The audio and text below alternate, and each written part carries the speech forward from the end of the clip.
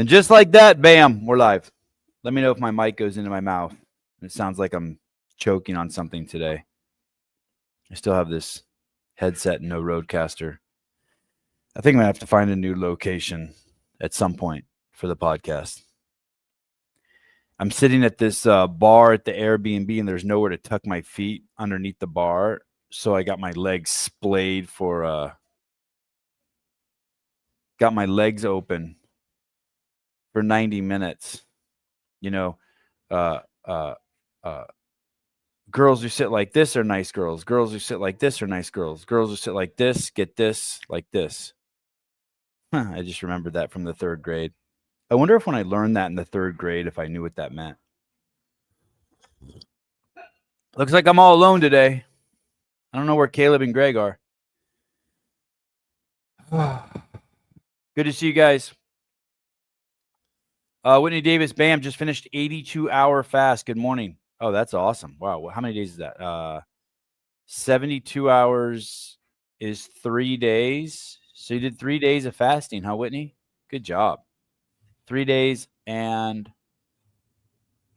10 hours. Good job. What inspired that? That's hard to do. Don't you have 4 kids? Greg, can you hear me okay? Yeah, pretty good. Okay, good. I can turn you up too. I don't have my normal setup here, and I've been having some technical hurdles every time I first start the show. I guess. Yeah, you're awesome. Perfect picture. Good.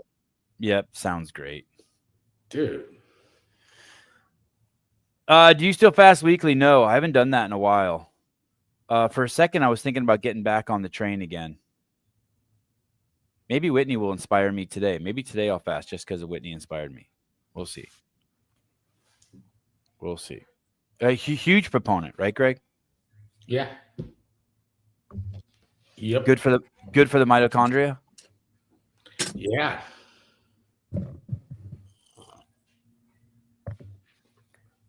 Morning, sir. Morning. Hey, Sebi, I want to give you unless you've got your hot for topic here. No, thank God. I only have 2 topics, Maduro and the lady in Tennessee. So you go. I'm so happy. Wanted to share this search. So I'll just put it in the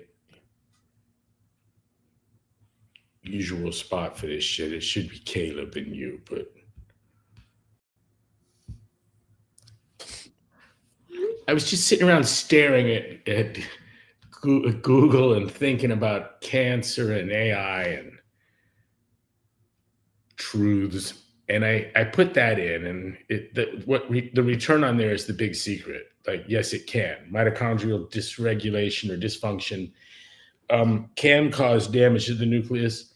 And in fact, I've read studies where it's been done. The experiment's been done, but still it is the giant fucking secret. And it leads to this, and I wanted to just share again with you what I said yesterday. And then I want to share with you a physician, friend, mentor, buddy, what she turned that into for the layman. Do we need to say what mitochondria is before we start this, or no? I don't know. Like here's the point, and it was hers. Yeah, probably do, right? But what I was concerned about was concision and accuracy, out of which more blunt messages could arise. More blunt, simpler. But what happened is we turned cancer cannot be effectively treated while its very nature is being denied to protect implications of common foods in its etiology. The conceal supports disfiguring, deadly, expensive, and impotent therapies. And she says, for the layman, if we don't admit that regular foods cause cancer, we'll never cure cancer. The suppression of this truth keeps us stuck with harmful, costly, and ineffective medical treatments. And who is she? A friend of ours, a friend of yours. Okay, gotcha. I don't know if she wants me to put her up here on a crucifix with me. Because I told her I've waited a long time for those words to pass my lips. And while being fairly fucking confident of the veracity of it, which is an interesting place to be, no? Yeah.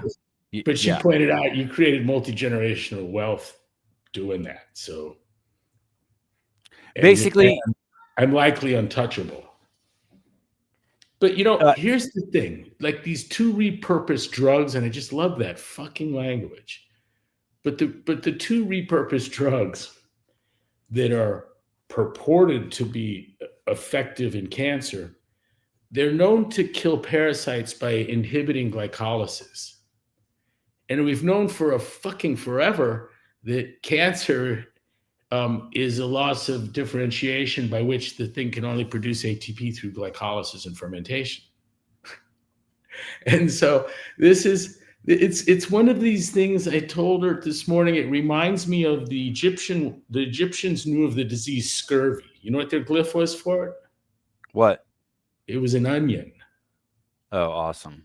And onions are high in vitamin C. And so they identified and named this disease by its preventive. It's the onion disease. You don't eat onions. You get sick. And then what does it take? Another 3,000 years to get back to that? Weird, right?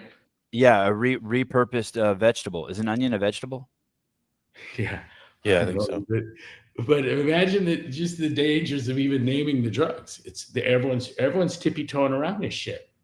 But what happens is, if it comes to be known that these repurposed drugs have a positive effect on your cancer, the course of your cancer, in terms of the organism's success, not the cancer's, but once that becomes known, I think that hundreds of billions of dollars of food economy might just disappear overnight. It could be devastating. Listen, I don't think people will react, Greg. I don't think if the truth gets out, anything changes. If you tell me that a drug stops cancer by inhibiting glycolysis, everyone with a brain is several hours to days away from realizing that sugar's a culprit. You think Kellogg's runs out of business if that happens? They got to do something different and fast. They just start putting the repurposed drugs in their cereal. Fortified with this new drug that stops. Fortified with ivermectin. I feel like I've got a knack for decoding reality that doesn't include a lot of crystal ball shit.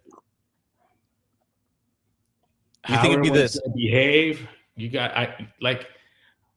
Nothing could have prepared me for COVID, Trump, Biden. Nothing.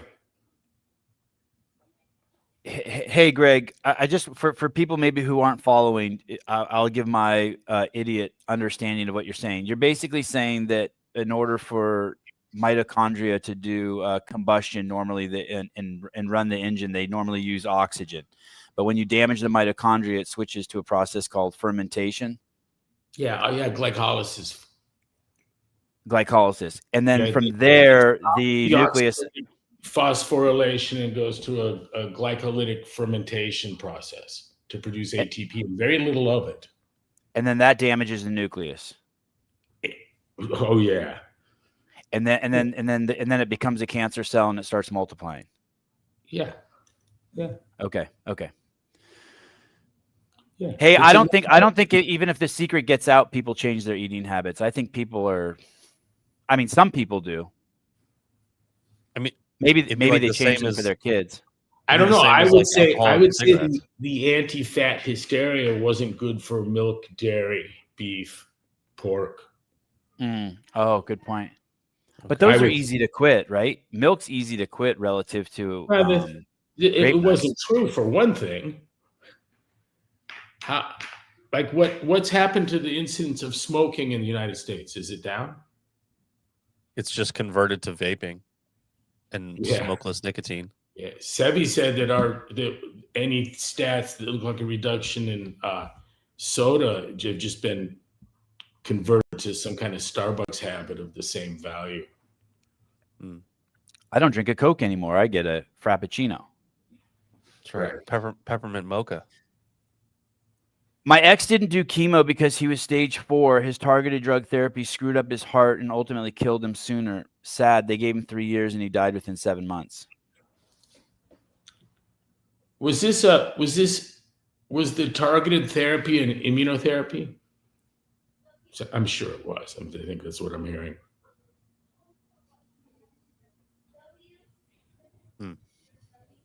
Targeted's a new like bullshit word, you know. What do they shoot a laser beam? Hope every therapy was targeted. Meaning it's not really targeted. It's a misnomer. That's my suspicion. Yeah.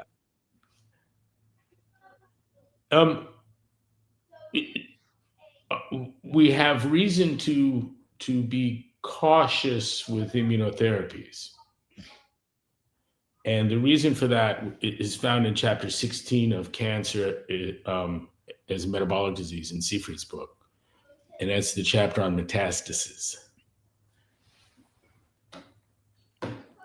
And what does that mean? Spreading? Yeah.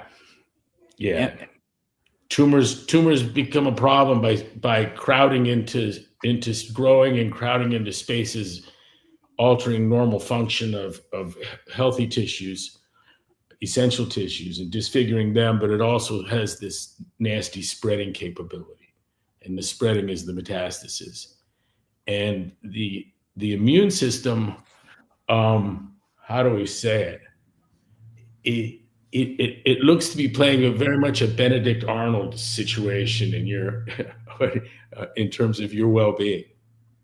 There's some signaling going on with the phages that come in contact with the oncocell that is not what you'd hope would happen.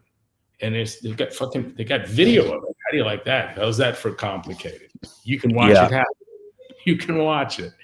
Why did that phage attach, membranes open, trade some content, seal up and leave, and the oncocell is just fine, and your immune system, one of your players in your immune system, just took something from that cancer cell and left with it instead of killing it. Not what you want to see. Right. Let me pull this question up here. Jake Chapman from the Bay Show. Greg, are you aware of glycogen storage disease? I think I've heard of that.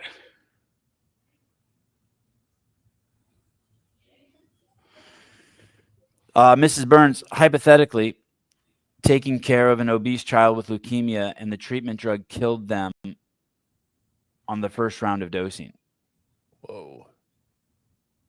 I assume you mean killed the child, not the leukemia. Yeah, I mean, if you this is my MetFix colleagues taught me this. If you die from a therapy, mm-hmm. it gets cataloged as a complication of your cancer. What? Yes. So there is no bucket of it killed him. Oh wow. Oh yeah. wow. Yeah. Wow. How's that for pretty? How do they chalk that up in the research? I should have known by the reaction Seyfried got in my fucking kitchen in the broader community. And the arguments that were brought forward. I mean, I've had this battle in public while owning and running CrossFit in 2020 in the January, February on the website. The objections and in other public places on Twitter, but the objections to cancer being a metabolic disease, the evidence for it is profound, and the evidence to it, the reaction to it, is absolutely amazing. So much so that it lends enormous plausibility Do you know what I mean? It's like you ask your kid, "What do you got?" Nothing, and the hand goes behind the back. You know what I mean? You're like, "Whoa, that's weird." I Very much. just I just asked Google how many people die from cancer treatment. It says it's difficult to give an exact number of deaths directly from cancer treatment because the majority of deaths are from the cancer itself, even after treatment. Yeah, Wow. that's easy to make happen. Yeah. It says 2022 estimates suggest chemo complications can kill about 1 in 1,000 patients. Boy, I'm not feeling very confident about that. Is that to just keep the liability You know off that of the doctors, or listen, what? that 1 in 1,000, that's just that made up number. Yeah. You know what I mean? That Right. sounds good. I'm about 99% certain that's the case. Really quick here, just to follow up with Jake Chapman. There's a 6-year-old lad called Hugo who attends a CrossFit gym in England who has it. The body cannot release glycogen at all. This is a genetic. Sounds like it, right? It's a syndrome.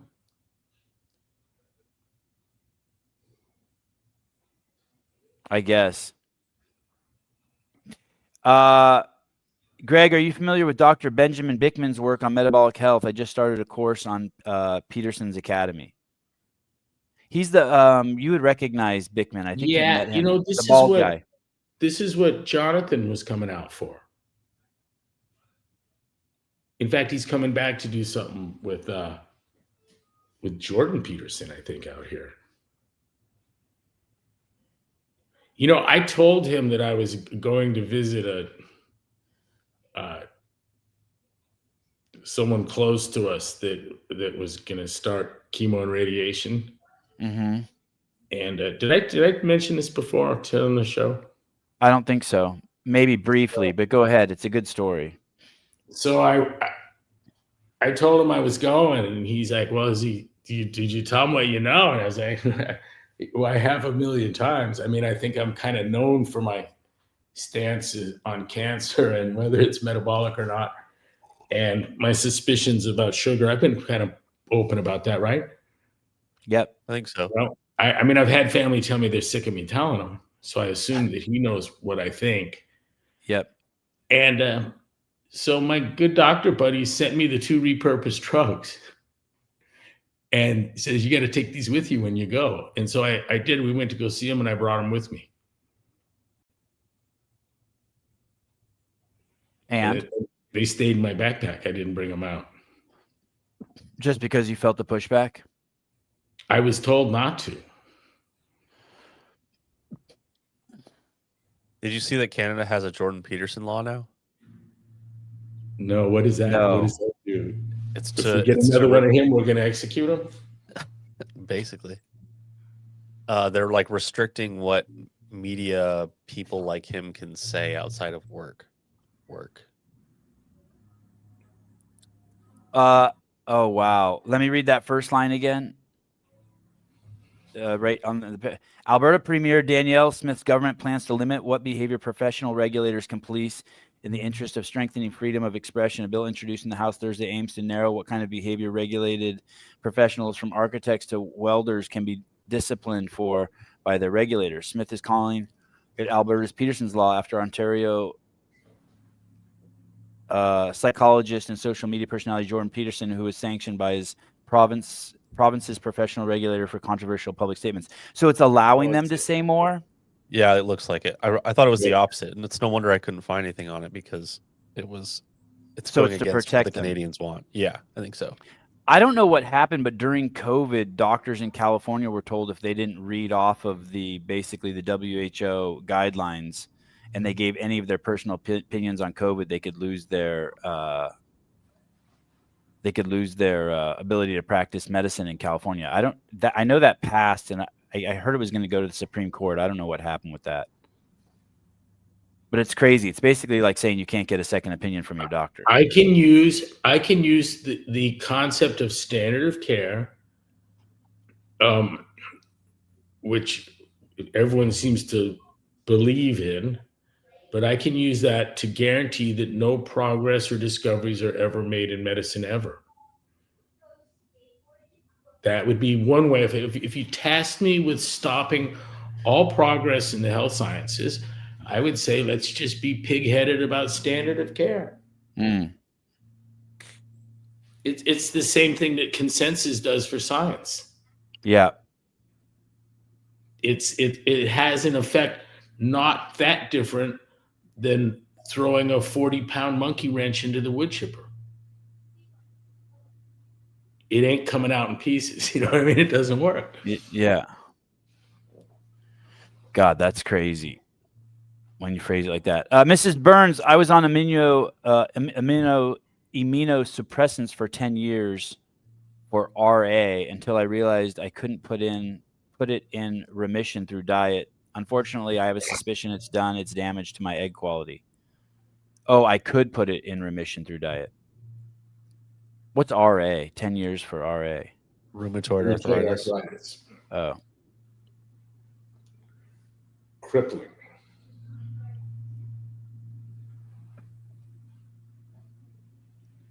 God, that's a long time to suppress your immune system. I got put in front of Peter Thiel over his friend Blake Masters' father's turnaround in a CrossFit gym in Tucson. And this guy went from a walker to not fine from MS. And you know what did I have to say?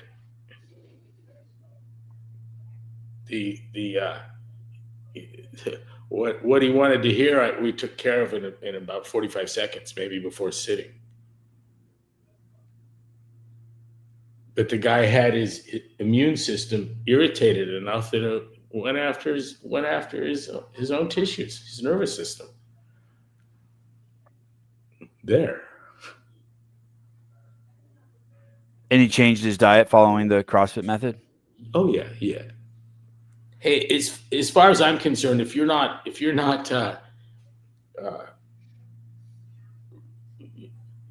don't recognize the lack of need for refined carbohydrate and the some of the mechanisms by which it does damage, I don't think you're doing CrossFit.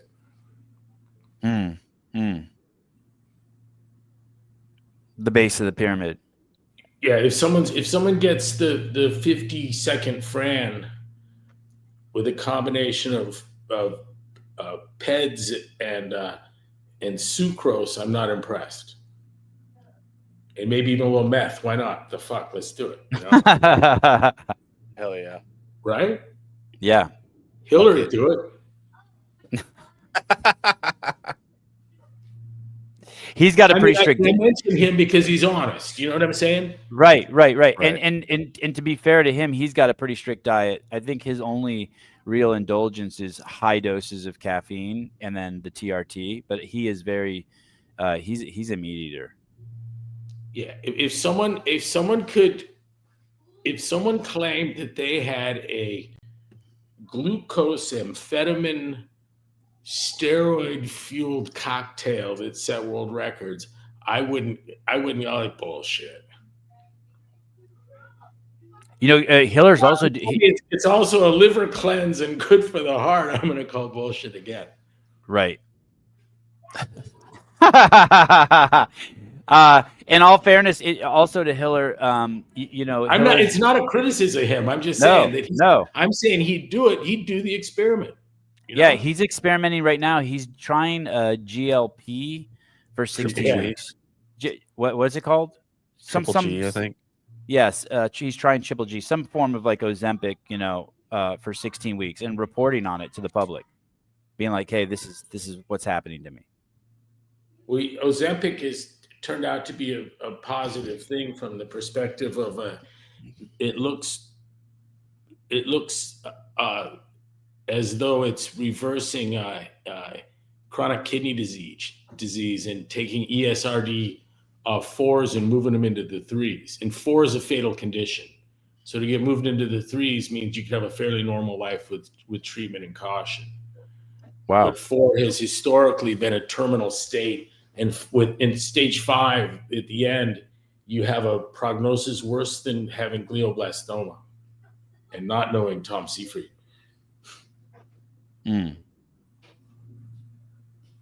This is a great comment here. I would love to see a talk between Greg and Tim Noakes, who is showing we don't need so much carbs for elite fitness. I've had the pleasure of witnessing. Go ahead. For CrossFit Health, and he is a friend. I've been to his home. He's been to mine. I've got immense respect for Dr. Noakes. At some points, I think I've even heard you refer to him as the greatest exercise scientist who ever lived. I think. Oh, yeah, well, hands down. I mean, yeah, easy. Elizabeth, I'll try to find that and put a link in the show notes. I've been at many a dinner with the two of them and heard some great conversations. Miss Caitlin Burns, diagnosed when I was 3, put into remission when I was 30 with arthritis. Jesus. Wow. Jesus. CrossFit advocates 40% carbs, which may be too much. 85% of the population is insulin resistant. There are pre-diabetic elite athletes. Yeah, I don't know what CrossFit advocates, but when I see 40% carbs, what I'm thinking of is the zone. And let me tell you something about the zone diet. I've never had a non-responder, and I've even had some chowder heads that fucked with it and took Sears up literally at his word and did things like turkey breast and Haagen-Dazs ice cream. How to get to their 40, 30, 30. Now, the truth of this is that the amount of ice cream you get, it looks like it was scooped with a teaspoon. You know, I mean, you don't get shit for the ice cream. But I saw a guy do it and he reversed malignant hypertension, and I was just hoping that some way the Haagen-Dazs vanilla ice cream and turkey breast meat would not serve him well, and it served him extremely well. So, too much, sure. None better. I mean, look what Maggie's doing. Yeah, it's fucking amazing. She's starting to. I even see it in her personality. She's taken on some of the qualities of a thing that would take down a cow and eat it raw. You know? Yeah. I mean, Nice. Haley too. Our women are turning into beasts. Yeah. And it's all she drinks poached eggs out of a cup and eats steak with the other hand. That's so crazy. I witnessed it. Blood running down her chin. You know, it's funny you say that. So I've been at your house now 3 days in a row, and there's always 3 steaks sitting on your counter ready for anyone to eat. It's crazy. And I see her walk by there and just mash the steak. The trip. And so, but I'm going to tell you that what I've seen is 40% carbohydrate fixed to an activity level. That is the zone prescription, when followed closely, represents the most amount of carbohydrates that you can eat and still get almost all of the results.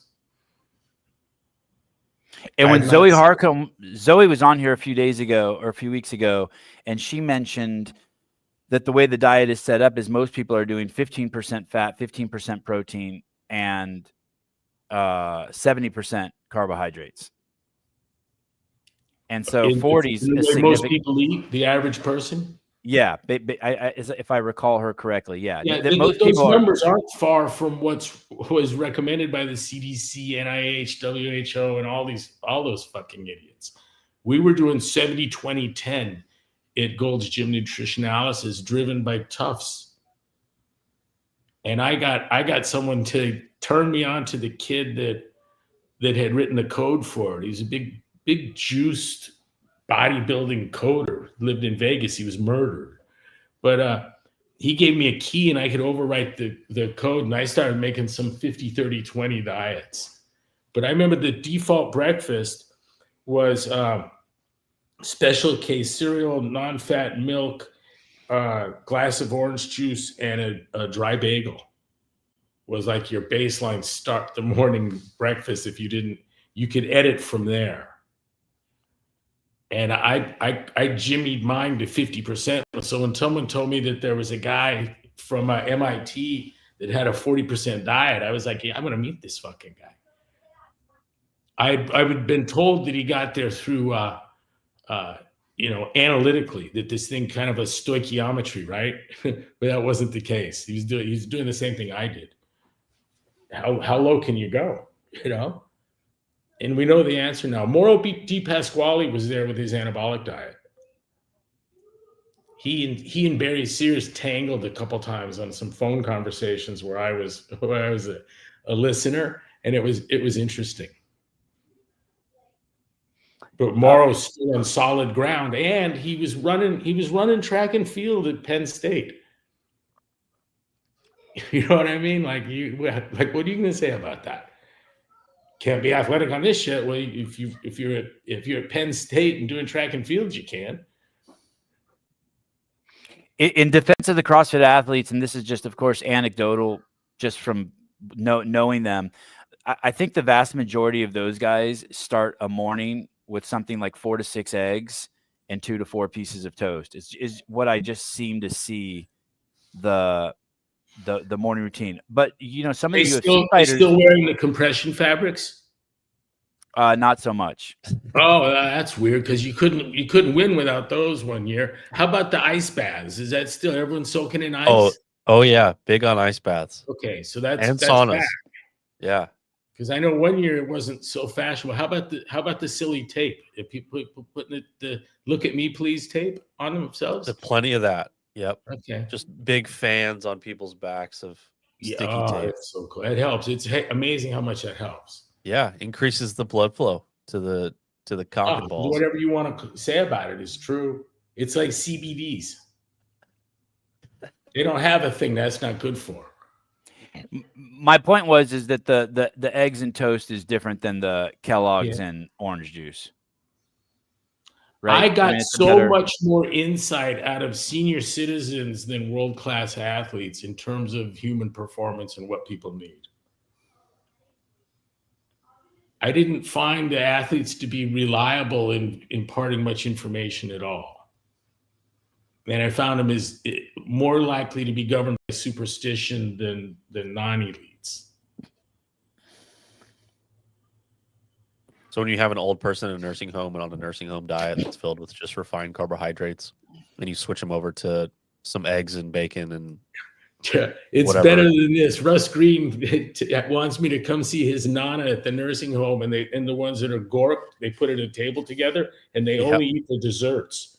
And the ones that are talking and functioning and teasing the staff, some of them don't even eat their dessert.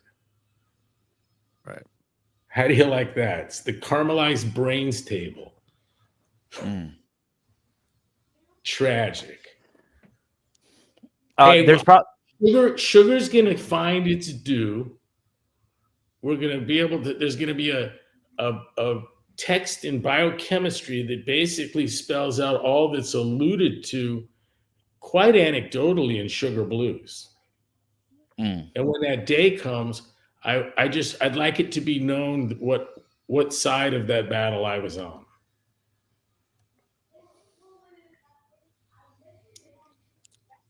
This is a fantastic book, by the way, Sugar Blues by William Duffy. A very easy, very quick read. You can get it on Amazon. It's like $5. Will anyone send us? You don't even have to do that. I was going to say, anyone send a self-addressed stamped envelope, and we'll send them a copy. I think I have a closet full of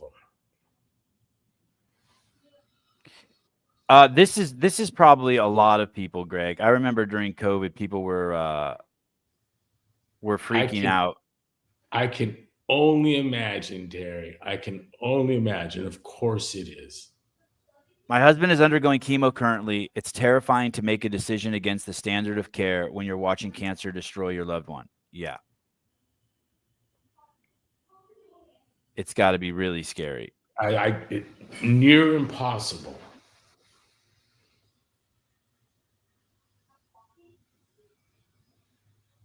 Mr. Doses, Pat, if you have a treatable cancer, you do chemo. If you're older and have a poor prognosis, you make the call on quality of life. But if you're young and think a diet is going to cure you leukemia, bye-bye.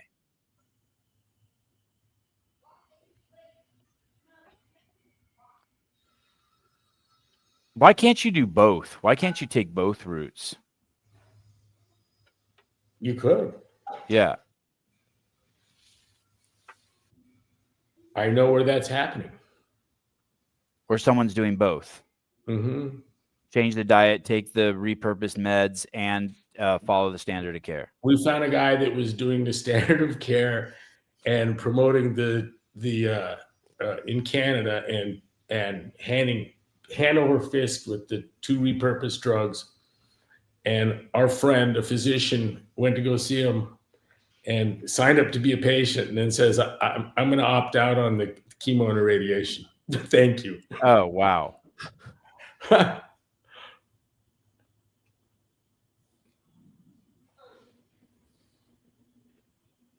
I was in the gym making one of my dumb, funny reels about how to lose weight and just to stop eating sugar. A friend of mine then said some people need sugar as she stuffed her face with gummy worms. For some reason, I feel like she's just a regular affiliate goer. And I called like a games athlete. You remember the scene in the Western where the town doctor needs to have a few shots to steady his hand before he can remove the bullet? Yeah. Yeah. Yeah, she needs sugar like that. Otherwise, Yeah, she's a raging bitch. Gotta have a couple gummy worms. Clock cutter top level athletes are the biggest suckers for trends. They're so desperate to get any advantage they can. That's right. It's the Lucky Socks crowd, and that's right about the point where I quit listening. Remember when Camille LeBlanc-Bazinet did this like sensory deprivation, spatial awareness bullshit? Yeah. They like put like a blindfold on her and some headphones and made her like march in place, and they're like, "Yeah, I'm gonna be a better athlete because I did this." Yeah. How'd it work out for her? Did she ever win again? Just hot. Nope. Yeah. She's taking boner pills with her husband. Oh yeah, that's right. Is that what they're doing? Lipson takes boner gives you- pills before he works out. I don't know if she does it. She does it too? What boner just pill? lump. Like the blue ones, the Viagras and shit Yeah. like that. Yeah. I think Hiller went out and trained with him, and he had Hiller pop a boner pill before they worked out to get a better pump. So you get a sick pump out of it. So there's a vasodilation thing. Right. Interesting. I bet you that's really common for bodybuilders when they're on stage too. Oh, I 100% believe that's true.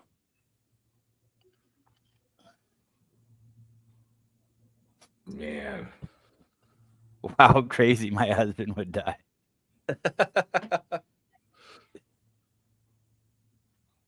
Hey, No, you would.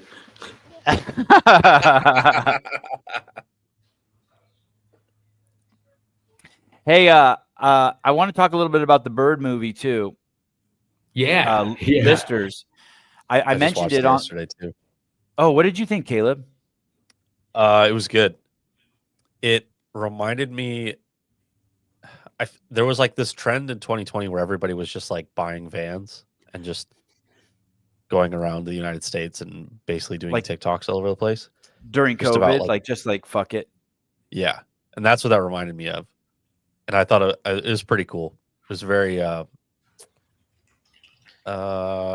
It's like if somebody were to get into bowling who never bowled before, and they're like, "This is retarded. Like bowling is stupid, but I'm gonna get really good at it for a year." And then it's really funny watching them talk shit about all the people who are like serious bird watchers, or they start talking shit about the people who run the app that's supposed to like give you the record from the big Oh deer. yeah, the app stuff was amazing. Dude, that was funny. I really liked it. It was good. They were migrating the app, so the app was down for 3 days. Yeah, and then they would post one bird, be like, "Hey, I saw this like blue-footed squabbler," and then somebody would come in and be like, "No, you didn't. That's not what you saw." And you're like, how you weren't there? How would you know if that's what I saw? I gave you a grainy picture. You don't even know what I was looking at. And it was really funny. Yeah, the Wow. bird police. They referenced the bird police would tell them that's not what that is. Yeah. I found it incredibly inspirational. I thought that every 20 to 25-year-old in the world should see it and just be like, hey, this is what's still available out there in the world. You can just get up on your own. Basically, you know, they probably have a better education now in birds than fucking 99% of the people who went to college and took zoology. Yeah, there's something more subtle here and wonderful that I would suggest you're missing. And you remember Best of Show? Yeah. Yep. I remember how fucking good that was. Yeah. And it was a cinematic theatrical portrayal of obsessive, fanatical, niche behavior, right? Right. And someone told me it did wonders for the Westminster Dog Show, and I believe that as well. Yep. But this does that, but from the documentary side, without being a fiction, and it's subtle, it's sincere, it's the degree to which it's funny without being rude to the fanatics it really makes it beautiful, because there's nothing in there that's going to make anyone want to be a birder, I wouldn't think, but I am glad that I know more about that world, and I like that entree. That's about all the interest I would have in it. It's like, I'm good. It's like when I went to just a fly fishing guide school for a week with a bunch of my friends, and I don't think I'll ever fish again. Like, I'm perfect. I did it. I fished, you know. I feel that way about the birds, but there's no end to these topics, Caleb. You're exactly right. You could immerse yourself into that crazy world and let us see the people there, and we're all going to think they're odd. Right. I mean, you could go to like a Lego convention, do the same thing. The book's fucking great. The reviews are from like famous bird people, and they're like, "There's nothing of use in this book," you know. Like, the car repair shop says they tried to pay for their car repair with these useless books, and the drawings are so fucking bad. They're fucking hilarious. Like they said, the Harrier was named after an airplane, and I was like, you know, okay, I don't think that's right though.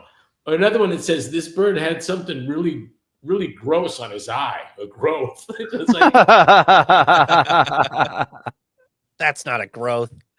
The picture of the crow is worth $1 million. It's something like a 3-year-old would do.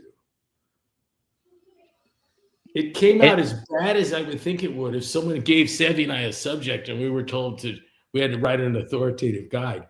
And the book it's a field guide, and then in the small print is the birds we saw, you know, in the United States. And so like the people in the back that are saying it's useless, it didn't say anything about, look, that's supposed to be the timid warbler.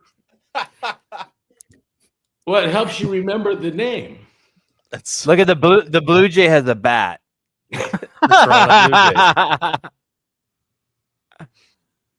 Oh my goodness. So good.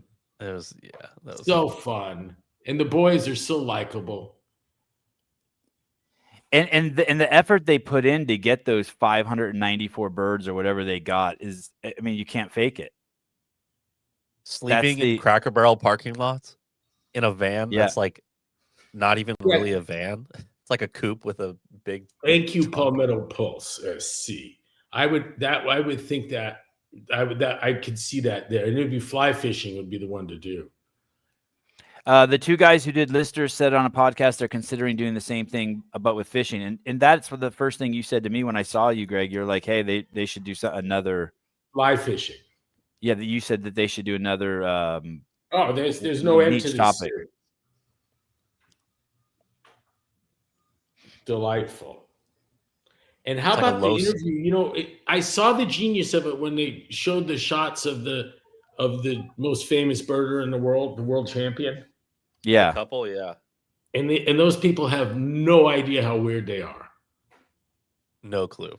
No, You don't think absolutely. she might And know how weird her that's husband what is? you want to share. I mean, that's getting Yeah. it across right there. Look at these fucking people. Or that guy that was said like, "Oh yeah, we need to change the names of these birds because some of them are racist, and we need to make sure that more people want to do birding." Yeah. When I saw that, I was like, "Oh, this guy's a crackpot. He's a bird watcher, and he's just Social a fucking justice warrior? Yeah, social went justice warrior all in one. That's crazy. They have them everywhere. I bought the binoculars, the Swarovski bird identifying binoculars. I got Sevi a pair for Christmas. Oh shit. The reviews on it are pretty bad, Sevi. But remember we got Apple TV, Sevi, before Apple had movies. Remember that? Yep. Yep. For a year, we'd seen everything they'd done. We got the thing. This is going to be great, you know? God, that's these 9,000 the binocular can identify 9,000 birds. How is that even possible? I guess it's got an AI engine in it or something. Yeah. It's got a bird chip. They're adding modules too, Sevi. So it'll be and I would have to think leaves would be next. Has to. I think it also says here it can do like landscapes. It'll tell you like you can point at somewhere and it'll be like that's this mountain. You can hand someone the binoculars and it will give arrows. You find something you like and you press a button and then you hand the binoculars somewhere else and it'll point arrows to them left, right, up, down where to go to see it, what you saw. What the hell? Yeah, how's that for cool? The first smart binoculars. Wow, these are crazy. Have you held a pair of these in your hand? No. He said they're a little heavy at 3.5 pounds. The guy I talked to was Eric from Jay's Bird Barn in Prescott. Matt got him on the phone with me and I bought 3 pair. Good thing I work out. It's like carrying a dumbbell. Pussy. Put them on a fucking tripod. Image stabilization sends the image or the video to your phone in your pocket, right? Yep. Which also got me when you come over today. Let's get the oh, that's just cool as hell, right? Yeah. Wow. It's a chickadee. Is that part of the movie funny? They were all chickadees? Yeah. What were you gonna say? What were you gonna say, Greg? When I come over today, we should get what going? The drone? Oh, the iPad-driven display microscope. Oh yeah, you have that? No, but they've gotten a lot better since we first talked about it, and now there's several models that are kind of all the rage. And I have a big box of prepared slides in their pathology, so like hundreds of diseases. Allison, I thought you were coming over. And keep looking out the window, thinking you're gonna walk up. So I've got like bone cancer, brain cancer, diseased liver, cirrhotic liver, all this, like just a box of 1,000 slides of horrible shit. Where'd you get that? Amazon. Wow. Yeah, maybe Sergeant Welch. I might have gotten it from Sergeant Welch, but I was planning on getting the microscope for it. Sebon, have you watched the Tommy G. Nick Fuentes interview? No, I have not, but I will. Who's Tommy G? He's a guy who's been on the show before. He's got this huge YouTube channel with over 1 million followers, and he does these documentaries. Quite prolific.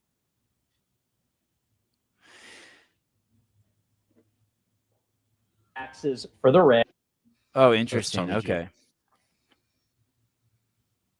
And he's going to do everything Israel wanted. So I think that Trump has effectively betrayed the movement. It feels like a dam has burst in this country where we're actually allowed to talk about them without fear. If things keep going the way they are, if the economy doesn't get much better, I don't know that Republicans are going to be able to make a case that people are better off 4 years after Trump.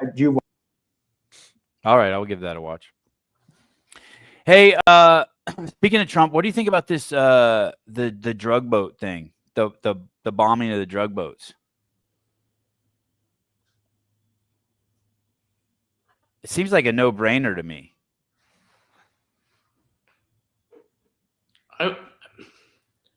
I'm not sure of its legality, Mm-hmm. and I'm not sure if I care. Right. Well, when they compare it to the things that other presidents have done, it's quite minuscule. You know, they were saying that Obama dropped 20,000 bombs in 7 different countries, including, you know, drone striking an American I like citizen. it better than trying to impeach a president for something your party paid for as a made-up story. Right. Right. You're talking about the Hillary Clinton Russian collusion dossier Yeah, the thing. Russian collusion thing. I remember meeting with Murray Carpenter. He told me if it wasn't Russian collusion, there was no story. He didn't have time for anything else. Like, that was it. That word had come from the Post, New York Times, everyone, Russian collusion or nothing. And it was all Hillary perpetrated bullshit. led by an attorney from one of our law firms.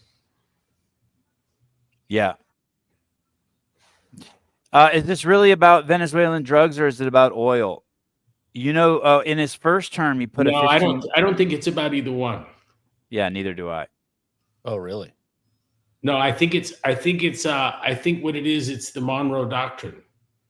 I think that Venezuela is going to form alliance with Iran, North Korea, China, and Russia, the evil allies. And I think Trump's going to eliminate that influence from the hemisphere. I think probably message is being given in Cuba too. I would while at it. Boy, let Marco Rubio that's the plum you give Rubio before it's done. You think Rubio's going to run for president? I don't know, but I think he might liberate Cuba. I know that every Cuban refugee that lives in Florida has hoped that would be the outcome of him being Secretary of State.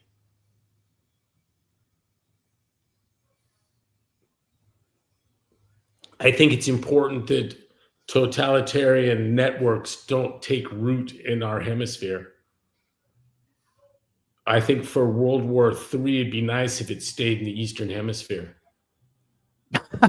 Yeah. Yeah. I agree. Sorry. I agree. should just go back to the Middle East. For a world war. That's what they do. That's the European tradition. It's like frat brothers get drunk. Europeans kill each other, decimate giant swaths of the population every 50 to 75 years. They've only done that for what, 2,000 years? That's just who they are. And they're getting ready to do it again. I think the next time they do it, we ought to stay home and watch. I don't have kids that I'm willing to grind up in defense of what, Italy? Nah. France? Nope. Liked it there. It's cool, but my children aren't going to die there. To die there defending something they won't. Right. Right. Yeah, I don't think so. We've given them a chance. Yeah. And if this is the Trump doctrine, I'm all for it. If that's isolationism, let's be isolationist. Do I want the Chinese making drugs essential for medicine? No.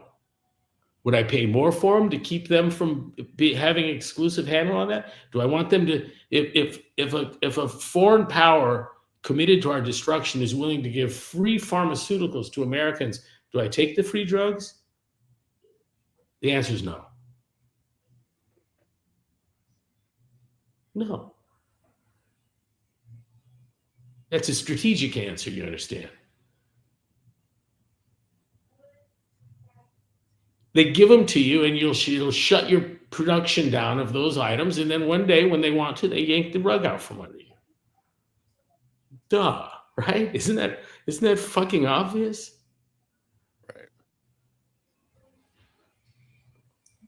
Right. We're still taking the chips out of the solar panels that can be cellularly turned off. Do you know about that? No, that came from China. Yeah. Yeah, they can get on a cellular phone and turn the solar panels off.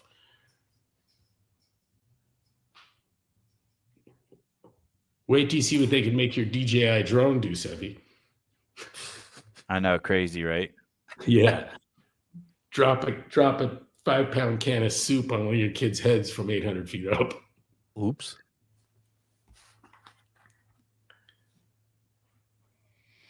I need an American equivalent of that. If you want to go further down, by the way, the Venezuela thing, also start Googling about Smartmatic. And notice that Trump originally put a $15 million bounty on Maduro, then 25, and then 50 for starting in his first term. My DEA contact tells me it has nothing to do with drugs. That they have stood down operations like rail car inspection that was known to be, just from their interdiction. Their rail car operations the interdiction effort was resulting in thousands of times monthly what was on those boats, thousands of times, and that got shut down. So take all the 30 boats, whatever it's been sunk now, however many times it's been done. And what you had in a single rail car interdiction effort would be 1,000 times that on a monthly basis. And they stood that operation down. And so it ain't about the drugs. And I think the Smartmatic voting machines is very likely. I find it shocking that a Venezuelan company is producing machines that have been used in free world elections in like 70 countries, 7. And this is right from fucking Wikipedia. Since 2004, since they rigged their own first election with those machines. And I don't think Trump's ever going to talk about that. It would be worthy of regime change. Yes. I tell you what, if a strong man in another country has anything to do with a company making voting machines that's throwing elections and has interfered with ours, I think that's an act of war. I agree. I like that about like I would bombing San Diego, frankly.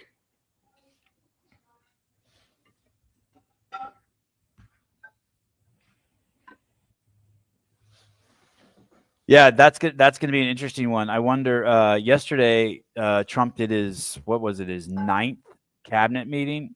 I think that's 9 more than Biden did. Isn't that like the 9th televised? 9th televised, yeah. Yeah, I think he has them constantly. And I think it's great getting all those people in the same room together so they can have that FaceTime. It sounds like Biden's. You got to go look at the tennis place with me today, Sevi. Oh, what time are you doing that? I don't know. I just it's going to take 5 minutes. We're not even going to take the kids. We'll just drop in. I just want you to see. Oh, okay. Yeah. I want to see what's going on in the backyard of this local hotel. We covered some ground today. Movies, Sugar Blues. Make sure you read Sugar Blues if you haven't read Sugar Blues. Send a self-addressed stamped envelope. I got a case or 2 of those around, Sevi. Hey, let me ask you this: these repurposed drugs, would you take those just once a year, just cause? You personally? I don't know if I'm there, but if you say that's what I'm going to do, I would say I get it. I mean, I don't. Do I think you're taking a risk? I do not. One of the repurposed drugs, I just love that language. That'll speak volumes to the right people. It did to me. That's one of those plausibility bells for me. You know, like that's weird. can't even say the name. That's how threatening it is, right? One of the repurposed drugs you can get in 5-gallon plastic buckets at 99.99 purity at the North 40 in Idaho. They got them stood up, like pyramided up. They put it in animal feed. Haley had a physician friend who during COVID took it every week through COVID for like a year.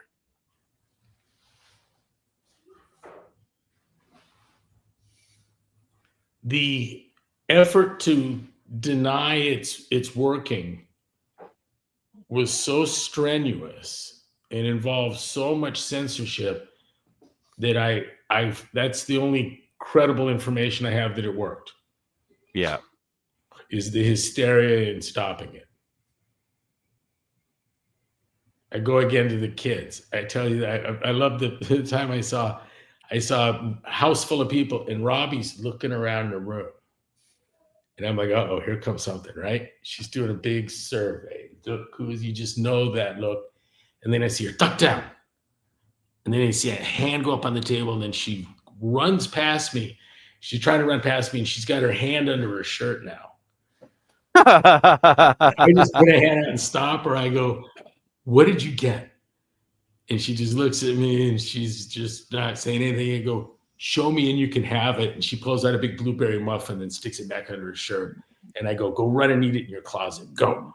You know, it's just, there was no doubt she had something, right? That's plausibility, you know? And when you say, I think cancer is a metabolic disease, and you get a hysterical response from an oncologist, Seyfried did. That was just right on fucking Facebook, man. Some guy that was in my kitchen talked about what an incredible life-altering weekend it was, almost ruined by this one fucking guy pushing this cancer is a metabolic disease bullshit. And it was funny because he goes on and on and on and doesn't counter one concept.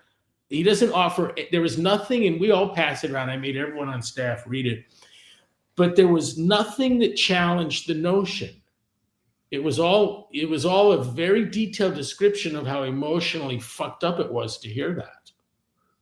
In other words, his reaction was perfectly consistent with Seyfried being correct. Yeah, I remember that. He was saying it ruined his weekend, and we should have never had the guy there. Would undermine 15 years of that guy's brainwashing, right? What do you think it's like? What do you think it's like to sell shit at an enormous cost that doesn't work? A tremendous amount of ignorance if you have any moral compass. Like you have to like.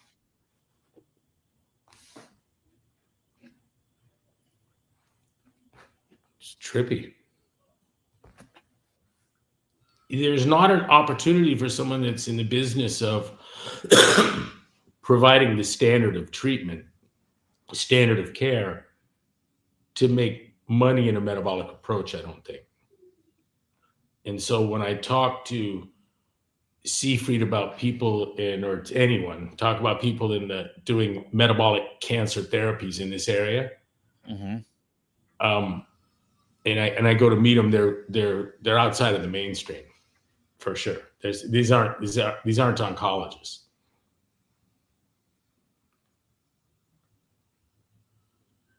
I was we got a friend whose cancer was growing, and he was being treated at Barrows, and on the metabolic therapy. They've wanted to see him more often, and they were eager to prove to him what a big mistake this was, because their claim was that your growing cancer is being controlled by our therapies. Well, it's now not progressed for 7 or 8 months, and they're increasingly interested. Oh, that's cool. Wow. They're not able to show him the downside that they told him was ineluctable given his choices. We know this played out in another front too. It's interesting. There's enough experience now in the community that we've got some side-by-sides. Same age, both physicians, both aggressive cancers, same age of onset. Different Two therapies. different approaches. Two guys that know each other, talking about it and sharing it with others. I got great oncology news this morning. After my mom's 9 chemo treatments, the cancer has been contained. She's 90. Things are inevitable, but better than spreading. Congratulations, Absolutely. Ken. Absolutely. My daughter's oncologist always pushed for her to eat whatever we could get her to eat, even if it's Skittles. This is basically word for word quote. When you get as sick as I was and blow up to 75 pounds in 6 months, you'll try anything. Parasite cleansing with multiple modalities saved my life. Wow. Congratulations. That's cool. I've Must always have had parasites. Yeah. Oh, here's another one. My dad's diabetic on insulin, and it pisses me off. His nutrition doctor says he can eat whatever he wants as long as he counters with the appropriate amount of insulin instead of changing how he eats. Wow. Amazing. Holy shit. Holy shit. That's your standard of care. So yesterday I was at your house, Greg, and I went for an evening bike ride with you and your wife and Ari.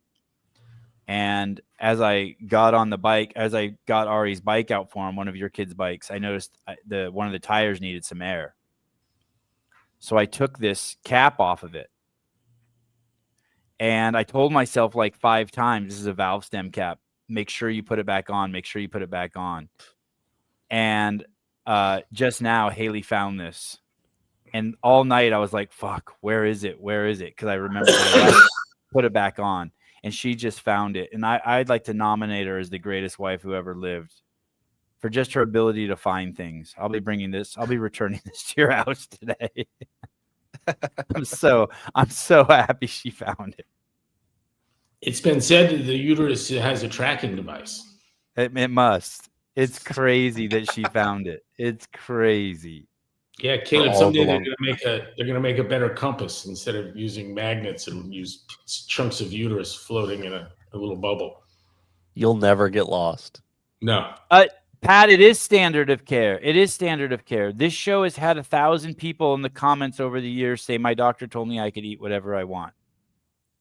Eat as much ice cream. It's total standard of care. Hey, listen, I took Axel Fluger. I told him that the CDC says that it's a diabetic myth that eating sugar causes diabetes.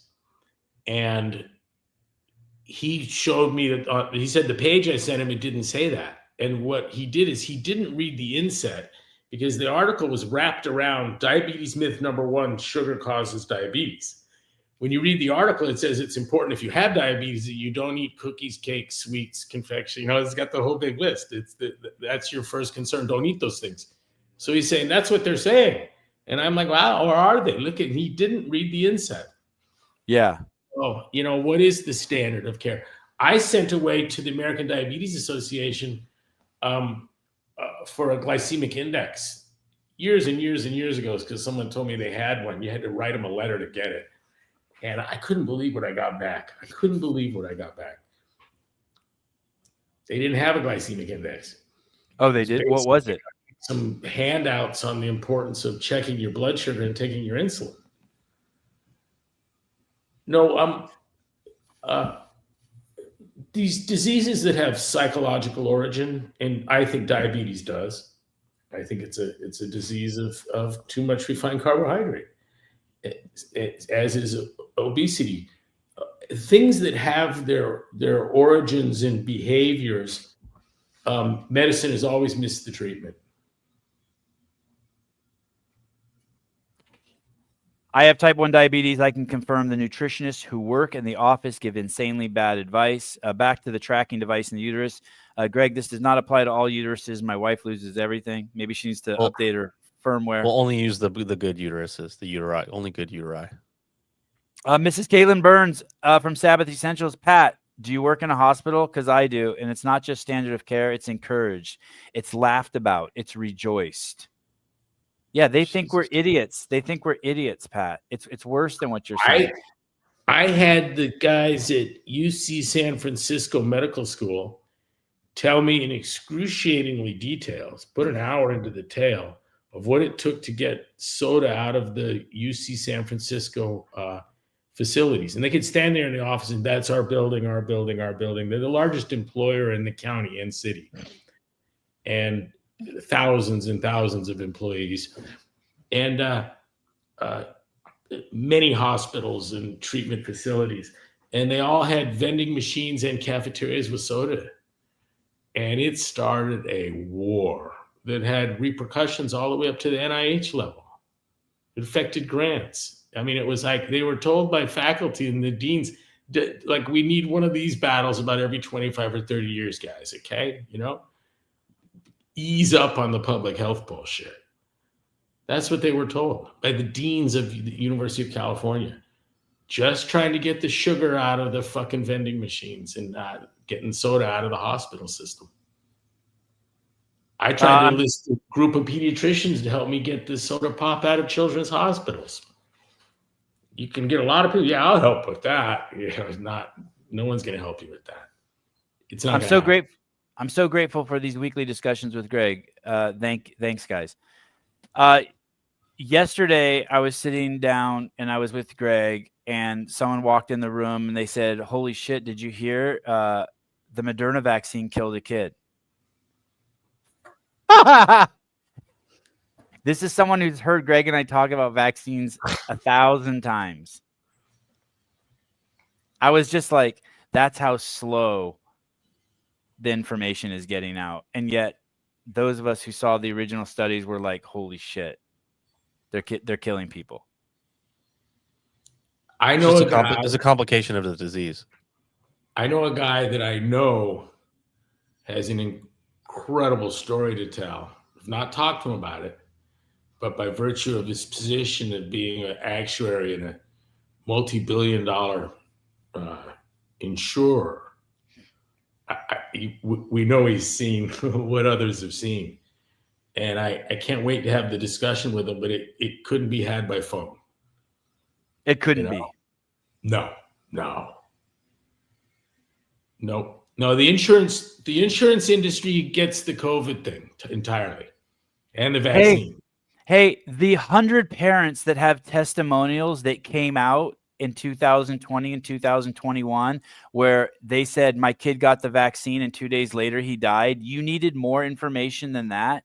You needed some scientist at Stanford to tell you that they found it in the study. Are you guys fucking stupid? When you have hundreds of parents saying it, it's like, that's enough. Sorry, go ahead, Greg. What were you going to say? FIFA coach said that he'd been coaching at the professional level for 22 years. And in 2021, he saw his first fatal heart attack on the field. And then he saw another one 6 months later, then one 4 months after that. Weird. You know? Hey, these are the same people who see their kid get in a bike accident and their head hit the ground and the kid's head split open and they have to wait until the doctors tell them that it was the not wearing a helmet and your kid's head banging off the ground that killed your kid. No, you saw it happen. You only need a few parents to tell you, holy shit, I gave my kid a vaccine and all of a sudden 2 days later he died, or 30 minutes later he died.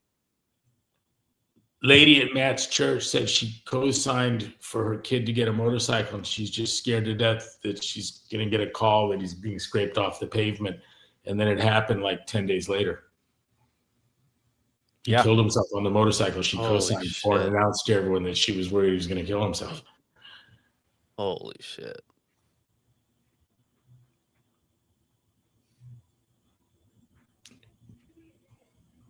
Tragic. That's what happens with motorcycles. Don't tell my wife about that. It's the risk. The risk was a more manageable risk before texting. Yeah. And there was a whole bunch of things you could do to cut your risk in half of having a fatal incident. Not drinking cuts it in half. Over 1,000 cc's cuts it in half. Headlight on high beam cuts it in half. Safety course cuts it in half. Full face helmet cuts it in half, right? I'll do the speed limit, cuts it in half. A bunch of shit like that. But then all of a sudden the texting comes onto the scene, and it's an entirely different world for the motorcyclist and the bicyclist. That's a painful thing. And we see it in the fatalities, highway fatality numbers. You see it in anecdotally. Will knows some crazy number of physicians at his hospital in the county seat in Santa Barbara. Number of physicians that have had a child killed in an automobile accident where the police report mentions texting from ages 2 to like 50 children. And I think it's 8 or 9 of them. Caleb, just buy a leather jacket and helmet. No one will know, and you'll live longer. Okay. Good morning, Lady Heavy Lips. My doctor told me this morning that my blood pressure was a little high, but nothing alarming, and then asked if I drove there this morning. I mean, I sure as shit didn't walk. What the fuck? Wow, my mom's first boyfriend was decapitated from a motorcycle accident. Wow. Holy shit. Yeah, my wife's seen one too many motorcycle accidents that were like brutal, like just scraped off the pavement types. So all those things you can do that cut your risk in half, I found those in a single book that was delightful. And the foreword to the book was written by a trauma surgeon. And she says, the sound of a revved up motorcycle, she goes, I close my eyes and I can smell the gasoline, oil, blood, and bone. Oh, wow. Oh. She goes, it's just that's what, vroom, vroom. Blood, bone, gas, and oil. She goes, it's unmistakable. That's crazy. Anthony, a show wouldn't be complete without someone asking Greg this. Greg, are you buying CrossFit? Hey, I got a number out there, and that's not going higher.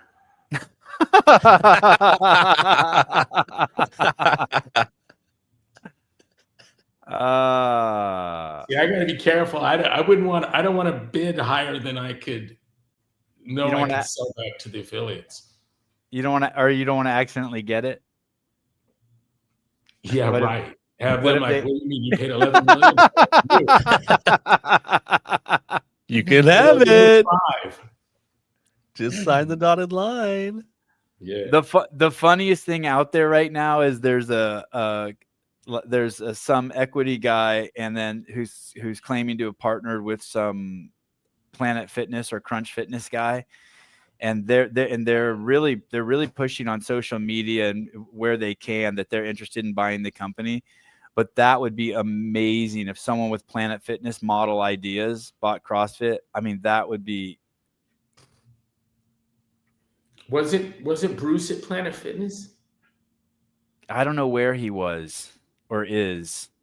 The Planet Fitness, LA Fitness, 24 Hour Fitness, they kind of are in Crunch. They're all kind of like, you know what I mean? They're all one to me. I can't. Yeah, it's like Boston, Kansas, Foreigner, Journey, Styx. Right. Like, tell me the difference again. Right? Yeah. I played some Chicago for my kids on the ride here, and then Haley played some Air Supply, and I couldn't tell the difference. Hey, that is that model is the opposite of community, right? I mean, basically, those are the gyms that sell 10,000 memberships, hoping only 100 people show up to subsidize the facility. That's their model. Hey, you pointed out that Greg just dogged on my high school. What the fuck it is? 45 theory. What the one that says experience the sense of community and not instead of community. Oh, yes, we saw that on the front. They don't have a community, so they're giving you the sense of it. Yeah. This would it be like if it was a CrossFit gym. That was on the front of an F-45 building. I need you to help me today on the weights. Oh, are they showing up today? I know the bars are. It might be plate day. Greg just Clydesdale Media. Greg just dogged on my entire high school playlist. I was over at KRLQ, and they were noticeable in that they didn't play Boston, Kansas, Journey, Foreigner, Styx, Blue Oyster Cult. They didn't make the KRLQ playlist. Oh wow! It was Ramones, The Cure, different U2, more of the punk, Euro.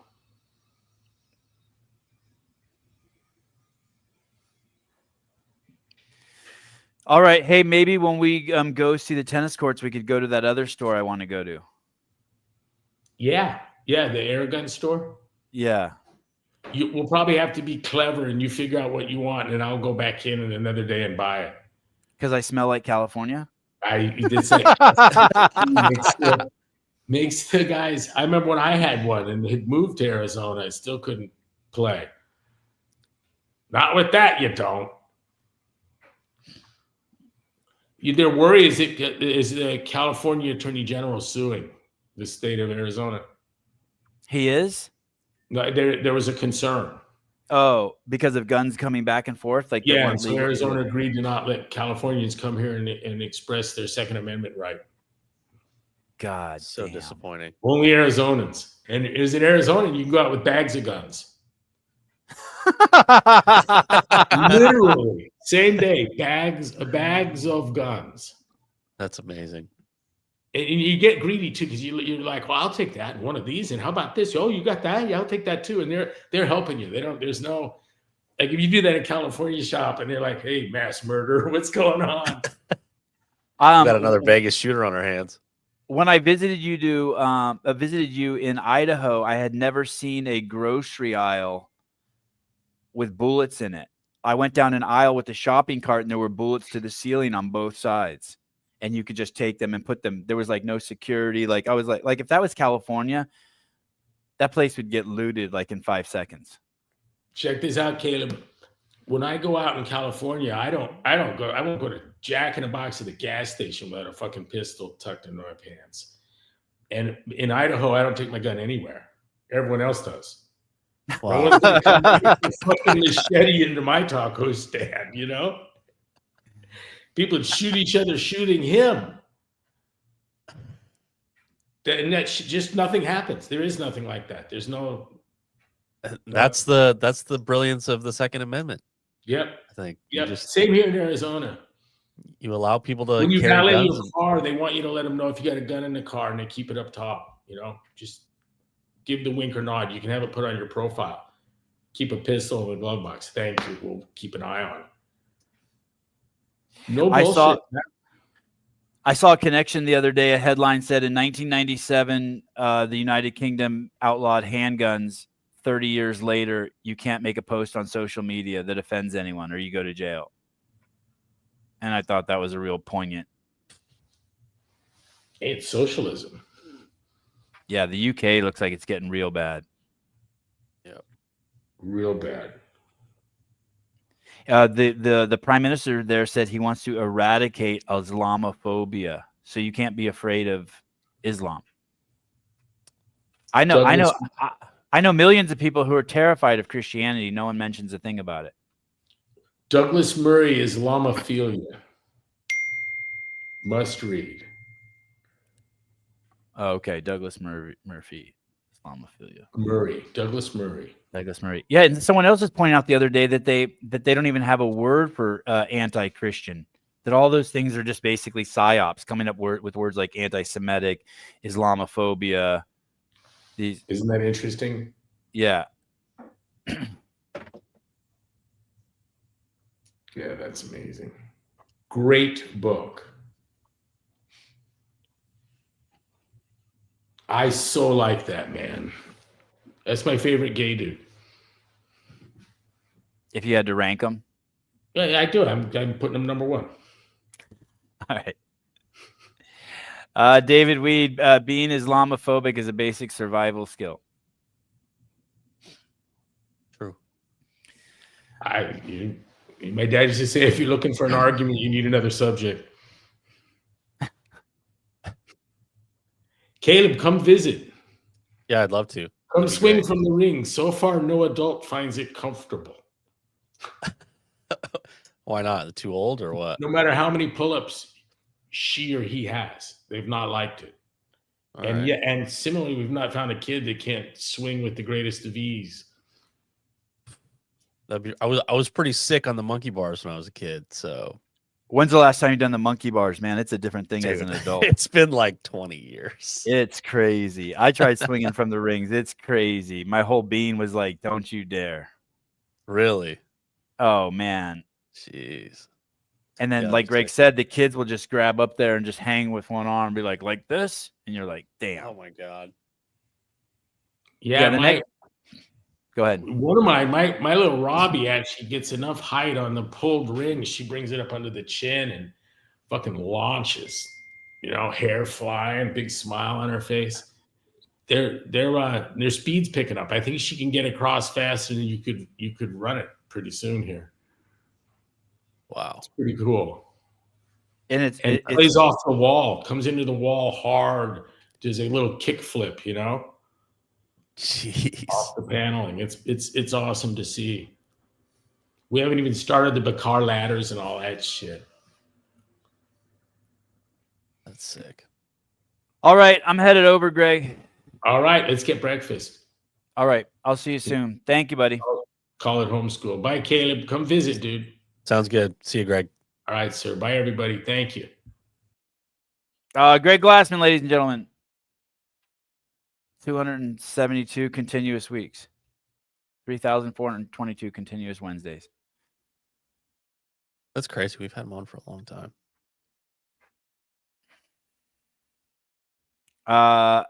Another short show. You're slacking. I know. I have no deny. I know. I'm just not comfortable. I'm just not. I need to move locations. I'm just not comfortable. So I'm not wanting to be here. Usually when I'm in my office, like I'm so excited to see you guys and like I want to be there and blah, blah, blah, blah, blah. I'm just so fucking uncomfortable. Do you know what I mean? I'm sitting at a table and it goes straight down. So my there's nowhere to put my legs. So I'm just sitting with my fucking knees wide open the whole fucking time. That's the most uncomfortable position. Yeah. And I don't have a mouse. I need a mouse and I'm using this trackpad and I just hate myself right now.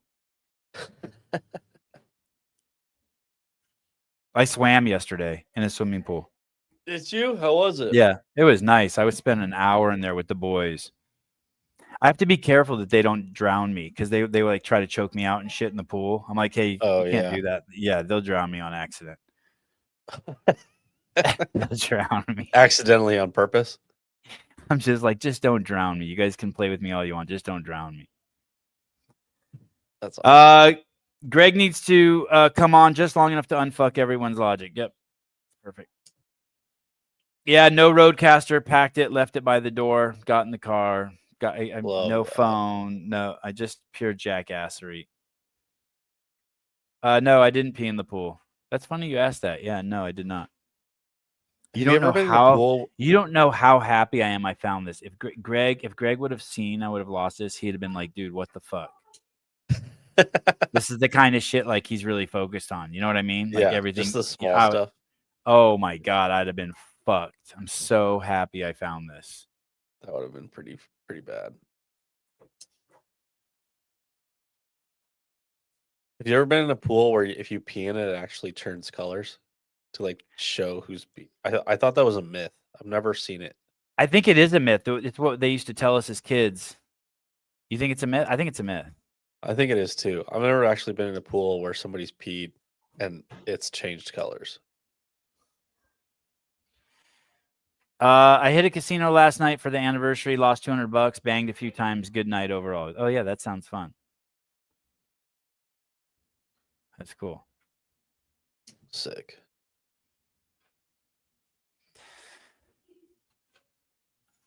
All right. Love you guys. What is today? Tuesday? Wednesday? Oh, Wednesday. 10 a.m. Pacific Standard Time. The Jake Chapman, Chase Ingram, same thing. We'll be on the CrossFit Test of the Fitness show.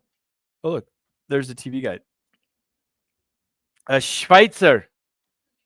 is on at 9:15 Pacific Standard Time. Then CrossFit Games at 10 a.m. And then Coffee Pods and Wads. Oh, Matt Torres. Matt, Whoa. why won't Matt come on my show? Come on, Matty.